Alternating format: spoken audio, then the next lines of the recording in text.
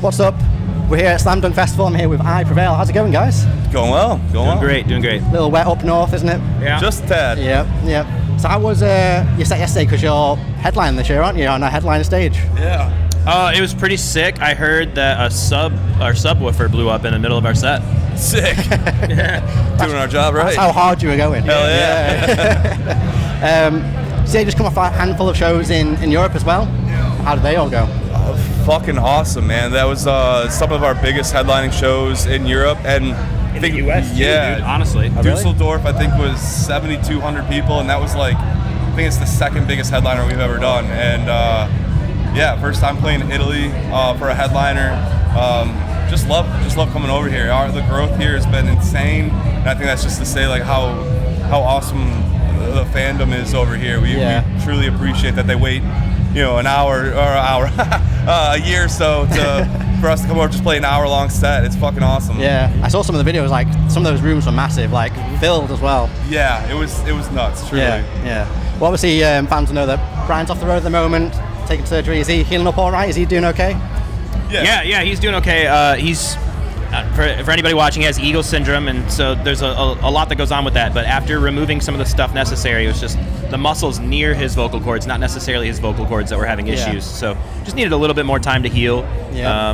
And as a result, we're happy to cover for him and still keep the shows going for the fans to have fun. Yeah. How's it been for you? Like you two take up the helm of lifting Brian's weight as well. Like honestly, it's weird because it's like it's fun, it's stressful, but I enjoy seeing him get to kind of like let loose. There's always this like kind of like a double dutch where like, okay, you go, I'm gonna go, but to see him just be able to just run the show has been fun. And then doing some of the clean vocals, obviously, like I've always been a vocalist, I appreciate being able to do it, but pretty excited for him to come back to be able to just jump around again. But for now, the spotlight's on you, man. What's that? The spotlight's on you for now, man. Yeah. just gotta do the thing. Yeah. We got one more show and go home, and we'll be back on our co-headliner with Hailstorm in the summer, and he'll be healed up for that. So just one more show. Awesome. Well, we were saying before, you're back at Slam Dunk now. I think this is 2017. You were last year. Yeah. And you've released 2 more albums since then. A lot's happened in the 7 years. How do you feel about that kind of growth since you were last over here playing at Slam Dunk? It's honestly crazy because we did, like you said, 17 we did, and we were like on one of the smaller stages in the middle of the day. It was our first time over in Europe, and first time in the UK, and shows were awesome. And then we had we went home, we did Trauma, started touring that, COVID happened, went home, worked on True Power, came back on a tour that was made up from years past. Yeah. So those rooms were already locked into where those ticket sales were, so we didn't really know where we were at growth-wise. Because all those tickets and the venues were from 3 years ago. Yeah. And then after that, we come back now and see the wild growth. It's just insane. And to be headlining a stage here from the last time we were here, it's just wild. It's just wild. It's the only way I can describe it. Yeah. And fans want to know, is there any new music on the rise and what's going on there? Anything cooking in the kitchen?